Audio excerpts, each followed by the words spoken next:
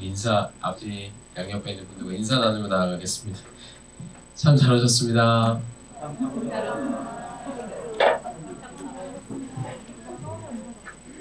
한 번만 더 인사 나누겠습니다. 하나님은 당신을 사랑하십니다. 하나님은 당신을 사랑하십니다.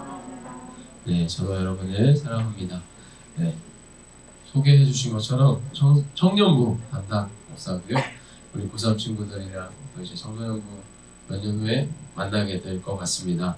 네, 미리 갖다 생각하고 집중해서 같이 잘 예배드렸으면 좋겠습니다. 네, 먼저 말씀 함께 읽도록 하겠습니다. 우리 요한복음 11장 38절로 46절 말씀 우리 없습니까? 네. 없답니다, 여러분. 그럴 수 있죠. 네. 네. 주보에 있습니다. 네, 어떻게 읽을까요? 네, 교독으로 함께 읽겠습니다. 저부터 함께 읽도록 하겠습니다. 예수께서 다시 속으로 비통하게 여기시면서 무덤으로 가셨다. 무덤은 동굴인데 그 어귀는 돌로 막아 놓았다. 예수께서 돌을 옮겨 놓아라 하시니 죽은 사람은 이미 마르다가 말하였다. 주님, 죽은 지가 나흘이나 되어서 벌써 냄새가 납니다. 예수께서 마르다에게 말씀하셨다. 네가 믿으면 하나님의 영광을 보게 되리라고 내가 내게 말하지 않았느냐. 사람들이 그 돌을 옮겨 놓았다. 예수께서 하늘을 돌아보시고 말씀하셨다. 아버지, 내 말을 들어주신 것을 감사드립니다. 아버지께서는 언제나 내 말을 들어주신다는 것을 압니다. 그런데도 이렇게 말씀을 드리는 것은 둘러선 무리를 위해서입니다. 그들로 하여금 아버지께서 나를 보내신 것을 믿게 하려는 것입니다. 이렇게 말씀하신 다음에 큰 소리로 나사로야 나오너라 하고 외치시니 죽었던 사람이 나왔다. 손발은 천으로 감겨있고 얼굴은 수건으로 싸매어 있었다. 예수께서 그들에게 그를 풀어주어서 가게 하여라 하고 말씀하셨다. 나사로에 왔다가 예수께서 하신 일을 본 유대 사람들 가운데서 많은 사람이 예수를 믿게 되었다. 함께 읽겠습니다. 시작. 그러나 그 가운데 몇몇 사람은 바리새파 사람들에게 가서 예수가 하신 일을 그들에게 알렸다. 아멘. 네. 그럼 보통 2000년대 중반 이후로, 그러니까 여러분들 나이 때 2000년대 중반 이후로 태어난 세대들을 뭐라고 부르시는지 알고 계십니까? 요새는 네? 뭐 그런 것도 맞고요. 디지털 네이티브, 제 답이 정해져 있는데 죄송하고요. 디지털 네이티브라고도 부른다고 해요. 디지털 기기나 디지털 환경들이 발달되고 이미 자리가 잡은 후에 그런 환경 속에서 태어난 세대들, 그것들이 너무나도 익숙하고 자연스러운 디지털 환경 없이 지내본 경험이 아예 없는 세대들을 말합니다. 이런 환경, 이러한 시대, 이런 세대 속에서 어떤 것들은 이미 일어난 일을 되돌리는 것이 가능해지고 쉬워졌습니다. 게임을 하다가 죽으면 죽기 전 세이브 파일을 다시 로드해오면 끝입니다. 잘못 찍은 사진이 있으면 휴지통으로 보내면 되거나 삭제하면 되거나 좀 만지면 됩니다. 마음에 들지 않는 사진을 실수로 인스타에 올렸어요. 그러면 내리면 그만입니다. 보관하면 그만이. 이런 부분에서 우리에게 어떤 실패나 디지털 네이티브 세대에게 실패나 끝이 언제든 되돌릴 수 있는 수정 가능한 오류나 간단한 실수처럼 느껴지기도 합니다. 그래서 이제 그 반대급부로 이 시대에서도 우리 삶에서 우리가 예측했던 범위를 넘어서는 어려움이나 실패를 마주하면 이전보다 더 어찌할 바를 모르고 더 속절없이 무너지는 경우가 발생하게 되죠. 어떻게 그러한 감정, 되돌릴 수 없는 실패를 어떻게 마주해야 하는지, 어떻게 그 감정을 견뎌야 하는지조차 몰라 고통당하는 경우를 우리는 보게 됩니다. 미래에 대한 불안과 불확실, 어느 날 갑자기 찾아오는 이별, 사랑하는 사람의 부재, 이런 것들 앞에서 우리는 리셋 버튼을 찾기 시작하죠. 그런데 찾을 수가 없다라는 거예요. 인생 속에는 결코 컨트롤 Z, 되돌리기 버튼이 없다라는 겁니다. 그 중에 가장 대표적인 일이 바로 죽음이라는 것이죠. 오늘 우리가 읽은 요한복음 11장은 성경 전체에서 가장 드라마틱한 장면을 담고 있는 부분입니다. 예수님이 너무나도 사랑하셨던 나사로가 죽었습니다. 나사로가 그냥 조금 아픈 게 아니라 숨이 멎고 몸이 차갑게 식어 무덤에 뉘어져 있었어요. 누이들인 마르다와 마리아의 눈물은 멈출 기미가 보이지 않습니다. 그녀들의 마음속에는 아마 이런 원망이 섞여 있었을 수도 있습니다. 주님, 어디에 계셨습니까? 주님이 여기 계셨더라면 내 오라비는 죽지 않았을 텐데 왜 이제야 오셨나요? 라는 질문, 원망 말이죠. 근데 이 질문은 2000년 전 베다니의 여인들만의 것이 아닙니다. 오늘날 미래의 불확실과 염려 앞에서, 깨어진 관계 앞에서, 혹은 설명할 수 없는 삶의 고통 앞에서 하나님은 도대체 어디에 계시냐라고 묻고 있는 우리 모두의 질문이기도 하죠. 오늘 설교의 제목은 죽음을 이기는 사랑입니다. 지으면서도 굉장히 진부하다 생각했습니다. 우리는 흔히 사랑이 모든 것을 해결한다라고 말하지만 설명할 수 없는 고통 앞에서, 내 힘으로는 어떻게 통제가 불가능한 불확실과 불안 앞에서, 죽음 앞에서 우리의 사랑은 무기력해 보이기만 합니다. 무기력한 것도 사실이죠. 죽은 사람을 향한 사랑은 그리움이라는 슬픈 감정으로만 표현될 뿐입니다. 목사님 아버지가 돌아가셨거든요. 목사님이 26살, 27살 때 돌아가셨어요. 근데 지금도 보고 싶을 때가 있습니다. 그래서 요새 카톡에 보면 사진을 보내면 AI로 영상으로 바꿔주는 기능이 있더라고요. 저는 어저께 지난주에 처음 알았습니다. 카톡을 딱 보는데 아버지 그게 딱 뜨길래 우리 아버지 사진을 좀 영상으로 바꿔보면 어떨까 해서 아버지 사진 제가 갖고 있는 걸 다 제 1인 제 카톡방에, 개인 카톡방에 보내서 영상으로 막 다 바꾸기 시작했어요. 소리가 꺼져 있으니까 너무 좋은 거예요. 너무 좋다. 근데 소리를 켜서 이제 봤는데 저희 아버지가 제가 옷 선물을 해드린 적이 있거든요. 옷 선물을 해드려서 그걸 입고 찍으신 사진이었어요. 웃으시면서. 그래서 이제 AI한테 옷 선물을 해드려서 아버지가 좋아하는, 기뻐하는 사진인데 이걸 영상으로 좀 바꿔줘라고 했는데 아버지가 되게 막 옷을 만지면서 좋아하는 영상이었어요. 소리를 트니까 very nice 이러는 거예요. 저희 아버지 한국인인데 네. 이건 되돌릴 수가 없다라는 거예요. 죽음 앞에서 우리의 사랑은 그리움이라는 감정으로 남을 뿐이라는 것입니다. 하지만 오늘 본문에서 예수님은 그 죽음의 공포의 허물을 뚫고 우리 가운데에 들어오십니다. 그저 슬퍼하는 조문객으로, 그리워하는 조문객으로 오신 것이 아니라 사망의 모든 권세를 박살내는 생명의 주인으로 등장하십니다. 이 시간 우리는 베다니의 그 차가운 무덤 앞으로 함께 나아가 보려 합니다. 그곳에서 예수님이 흘리신 눈물의 의미가 무엇인지, 그분이 외치고 계시는 나와라 라는 명령이 오늘 우리들의 삶에 어떤 죽어있는 부분을 깨우시는지를 깊이 마주하길 원합니다. 이 사건이 일어난 장소의 이름은 베다니입니다. 그 이름의 뜻은 히브리어로 베이트 아나니아, 즉 가난한 자의 집 혹은 고통당하는 자들의 집이라는 의미예요. 예루살렘에서 3km 정도 떨어진 이 작은 마을은 화려한 예루살렘, 그 성전의 그림자에 가려진 사회적으로 소외되고 아파해하고 있는 이들이 모여서 살고 있던 곳이었습니다. 예수님은 가장 화려한 곳이 아니라 가장 냄새나고 아픈 이름의 마을을 당신의 거처로 삼으셨죠. 그리고 그곳에서 당신의 공생의 사역 중 가장 위대한 7번째 표적, 7번째 기적을 행하려고 하십니다. 요한복음에는요, 여러분, 총 7개의 기적이 기록되어 있어요.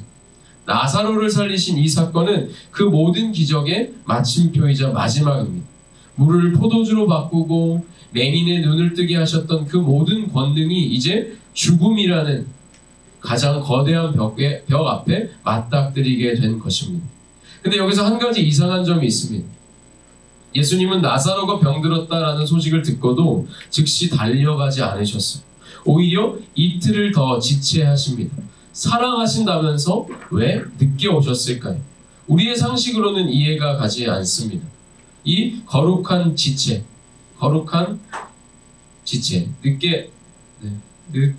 일부러 늦추시는 이 거룩한 지체 속에 하나님의 놀라운 계획이 숨겨져 있는 거죠. 나사로가 죽은 지 벌써 나흘이 지났습니다.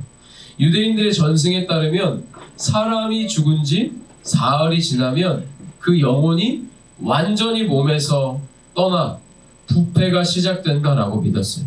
즉 나흘이라는 시간은 인간이 가질 수 있는 마지막 1%의 희망조차 완전히 사라진 상태를 의미합니다.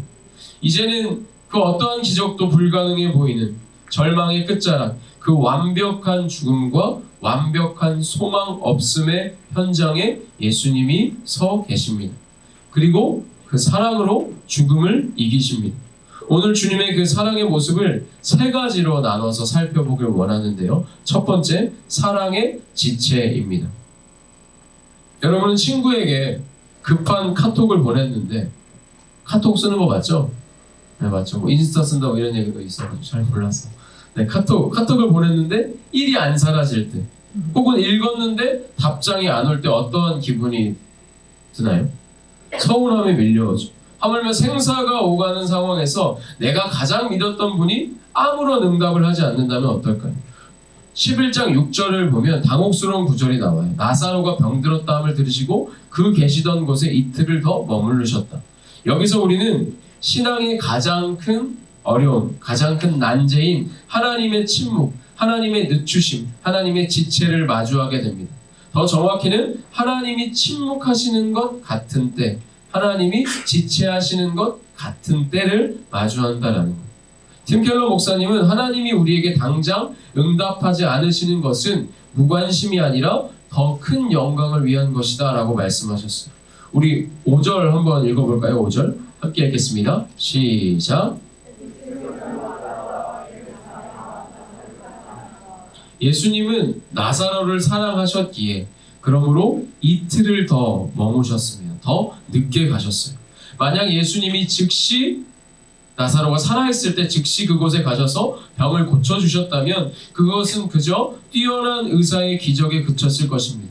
하지만 예수님은 나사로가 완전히 죽어 부패가 시작된 나흘 뒤, 완전히 소망 없음을 뜻하는 그 시간 뒤에 나타나심으로 당신이 단순히 질병을 고치시는 분이 아니라 죽음 자체를 다스리는 생명의 주관자임을 보여주려 하셨습니다. 우리의 삶에도 여러분, 나흘의 시간이 있습니다. 기도해도 상황은 나빠지고 성적은 떨어지고 소중한 이들과의 관계는 평행선을 달리는 것 같은 막막한 시간 말입니다. 그때 우리는 하나님이 나를 잊으셨다라고 생각하기도 합니다. 하지만 반드시 기억해야 해요. 예수님의 지체함은 정체가 아닙니다. 그분은 보이지 않는 곳에서 이미 우리의 고통에 참여하며 기도로 준비하고 계셨어요. 여러분의 배단위 가운데에 주님이 아직 도착하지 않으셨다면 그것은 우리를 주님이 버리신 것이 아니라 우리의 믿음을 병 고침의 수준에서 부활의 수준, 죽음에서 죽음을 이기는 수준으로 끌어올리시기 위한 하나님의 고통스러운 인내임을 기억하시길 소망합니다. 두 번째 모습은 사랑의 눈물입니다. 우리 33절 함께 읽어보겠습니다. 함께 읽겠습니다. 시작. 예수께서는 마리아가 우는 것과 함께 따라온 유대 사람들이 우는 것을 보시고 마음이 비통하여 괴로워하셨다라고 기록합니다. 여기서 괴로워하셨다라는 이 부분은 헬라어 원문으로 보면 코끝을 실룩거리며 분노하다라는 뜻이 담겨져 있어요. 단순히 슬퍼하신 게 아닙니다. 인간을 창조하셨던 하나님이 당신의 사랑하는 자녀들을 찢어놓고 슬픔의 구렁텅이에 몰아넣은 죽음이라는 권세 앞에 분노를 느끼고 계시는 거죠. 그리고 35절을 보면 35절 함께 읽어볼까요? 35절 시작. 예수께서 눈물을 흘리셨다. 아멘. 성경에서 가장 짧은 구절이지만 가장 깊이가 있는 구절 같습니다. 예수님이 흘린 이 눈물은 어떠한 의미일까요, 여러분? 예수님은 나사로를 본인이 다시 살리실 것을 알고 계셨을 거예요. 근데 왜 오셨을까요? 이 눈물은 인간의 비참한 실존에 대한 공감의 눈물일 것입니다. 예수님은 잠시 후 나사로를 본인이 살리실 것을 알고 계셨어요. 5분 뒤면 죽음이 아니라 기쁨의 잔치가 벌어질 것을 아셨지만 그럼에도 불구하고 지금 당장 사별의 아픔으로 무너져 있는 마리아와 마르다의 곁에서 함께 우셨습니다. 여러분, 이것이 우리가 믿는 하나님입니다. 우리의 고통을 위에서 내려다보시면서 좀만 참아 내가 알아서 해결해 줄게 라며 아무렇지 않게 말하시는 분이 아니라 무덤가에 함께 앉아 흙먼지를 뒤집어 쓴 채 우리와 함께 울어주시는 분이 우리가 믿는 하나님입니다. 예수님의 이 눈물과 분노는 결국 어디로 향하는가? 바로 십자가로 향하죠. 자신이 사랑하는 자녀들을 울게 만드는 죽음, 죄의 문제를 박살내기 위해 주님은 스스로 죽음의 골짜기로 걸어가시기로 결단하십니다. 여러분, 우리의 삶에서 나사로가 마주했던 이 죽음이 어떻게 적용될 수 있을까요? 사실 별로 와닿지 않잖아요. 성경에서 말하는 죽음은 무엇입니까? 육신의 죽음을 의미하기도 하지만 동시에 죄의 문제를 이야기하기도 합니다. 죄의 문제가 해결되지 않는다면 육신이 살아있더라도 그것은 죽은 것입니다. 그렇다면 죄의 문제는 무엇입니까? 죄의 문제는 우리의 주인이신 하나님이 아닌 다른 어떤 것을 나의 주인으로 삼으려는 모든 것을 의미합니다. 그것이 나 자신일 수도 있고 사람일 수도 있고 성취일 수도 있겠죠. 내 삶의 주인이 내 삶의 모든 선택을 좌우하는 모든 가장 큰 선택의 기준이 자기 욕망이나 자기의 뜻, 하나님 보시기에 합당한 것이 아닌 다른 어떠한 것이라면 그것이 바로 죄라는 것이죠. 나의 어떠함을 위해 주일의 예배의 자리를 못 지키고 이웃과 가족을 사랑하지 못하고 나의 어떠함을 위해 품어주지 못하고 나의 어떠함을 위해 살아가기에 필연적으로 불확실과 불안을 마주할 수밖에 없는 것입니다. 내 힘과 내 방법과 내 뜻으로 무언가를 이루려고 하기 때문에 하나님이 정하신 것이 아니기 때문에 우리는 불확실과 불안을 마주할 수밖에 없는 것. 인간의 모든 문제는 바로 이 죄의 문제에서 발생하는 것입니다. 그런데 이 죄의 문제의 해결이 우리랑 무슨 상관이 있으며 어떠한 유익이 있습니까?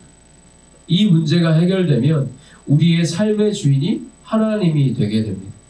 하나님의 꿈이 우리의 꿈이 되고 하나님의 뜻에 내 뜻을 맞추게 되고 하나님의 원함이 나의 원함이 되는 것입니다. 그럼 무슨 일이 일어납니까? 나의 욕망을 이루지 못하면 어떡하지 에서 비롯됐던 불확실과 염려가 그렇게 큰 문제가 되지 않습니다. 왜요? 하나님이 나의 주인이시기 때문에. 나의 어떠함 때문에 느끼는 그리고 찾아오는 슬픔과 고통 속에서도 소망과 기쁨을 품을 수가 있게 돼요. 세상이 이해할 수 없는 기쁨이 생기게 된다는 거예요. 왜요? 하나님이 나의 주인이시기 때문에. 그리고 이것이 예수 믿는 자들의 기쁨이자 구별됨이자 하나님 나라를 이 땅 가운데에서도 누리는 길입니다. 성경에서 말하는 영생, 성경에서 말하는 구원, 성경에서 말하는 기쁨을 누리는 길이 바로 이것입니다. 여러분이 혼자라고 느낄 때, 무덤 같은 방 안에서 아무도 모르게 눈물 짓고 있을 때 주님은 그 곁에서 여러분보다 더 큰 분노로 그 어둠과 함께 싸우고 계심을 잊지 마십시오. 그리고 우리가 그 주님의 손을 붙잡을 때 우리의 모든 것이 달라지기 시작할 것임을 믿으시길 소망합니다. 이제 세 번째 모습입니다. 사랑의 외침. 우리 39절 함께 읽어볼까요? 함께 읽겠습니다. 시작.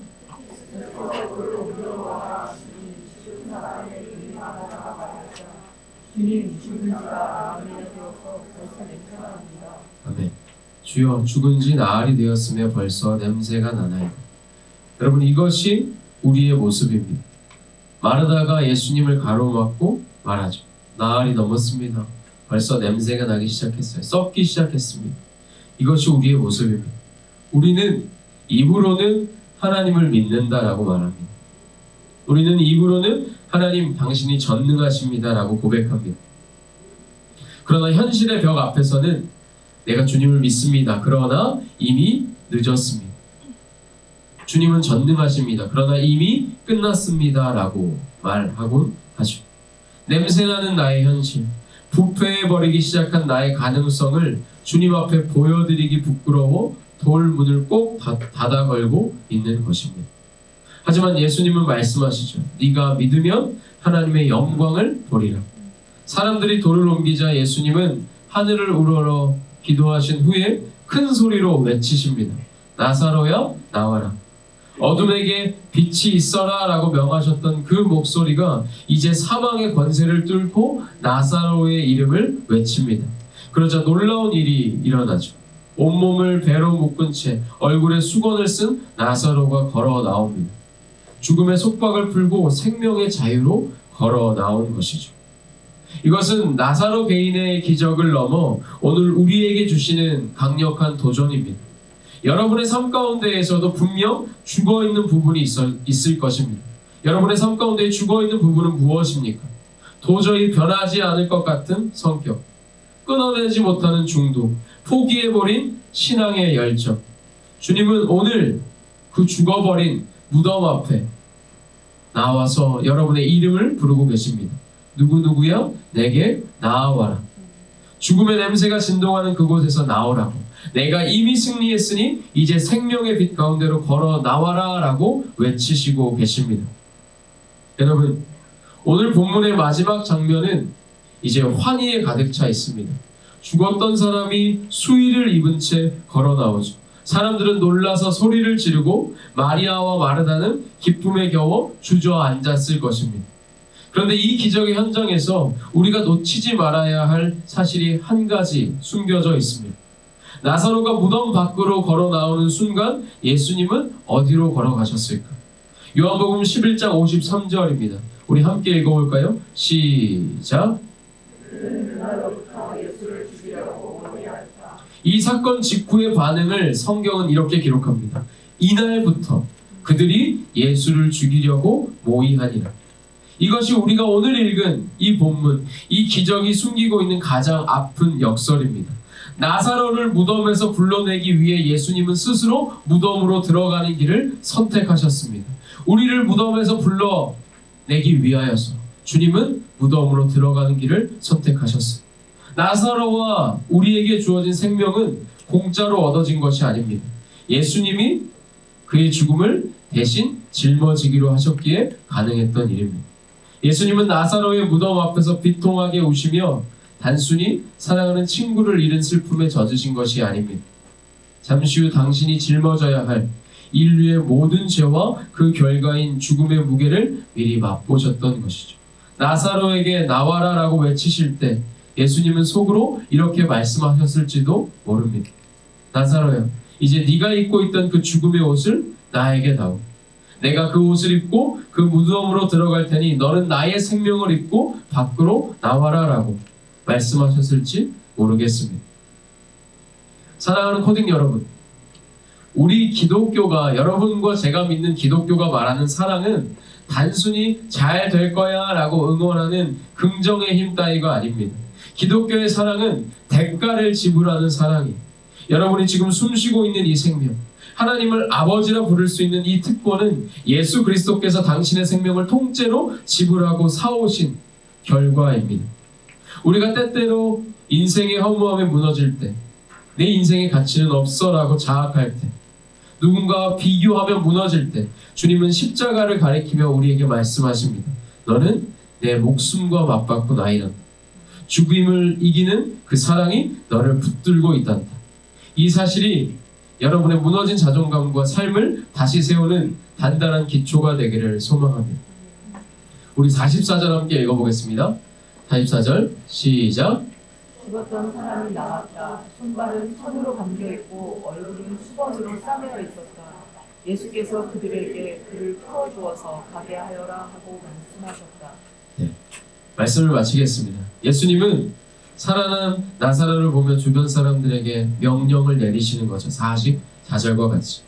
나사로는 살아났지만 여전히 죽은 자가 감싸고 있던 배와 수건에 묶여 있었습니다. 나사로는 생명을 얻었지만 여전히 죽음의 흔적들이 그의 손과 발과 몸을 묶어 제대로 걷지 못하게 만들고 있었어요. 주님은 오늘 우리에게도 같은 명령을 내리십니다. 너희는 이미 내 사랑으로 살아났다. 그러니 이제 그 죽음의 흔적들을 모두 풀어버리고 생명의 자유를 만끽하며 살아라. 오늘 이 자리에 앉아있는 여러분 중에도, 우리 중에도 예수를 믿는다고 말하지만, 교회를 다니고 생명을 얻었다라고 말하지만 여전히 무덤의 습관, 죽음의 흔적들에 묶여있는 자들이 있습니까?